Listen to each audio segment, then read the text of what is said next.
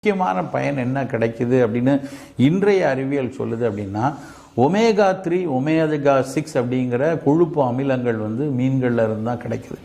இந்த omega 3 omega 6 பற்றி நடக்காத ஆராய்ச்சிகளே இல்லைன்னு சொல்லலாம்.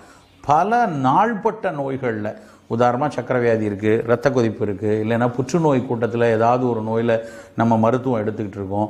அப்போ நமக்கு நிறைய ஆன்டி ஆக்சிடென்ட்ஸ் வேணும். நாட்பட்ட நோய்கள் எல்லாத்துக்குமே இந்த ஒமேகா 3 ஒமேகா 6லேருந்து வரக்கூடிய ஆன்டி ஆக்சிடென்ட்ஸ் மிக மிக அவசியமாக இருக்குது.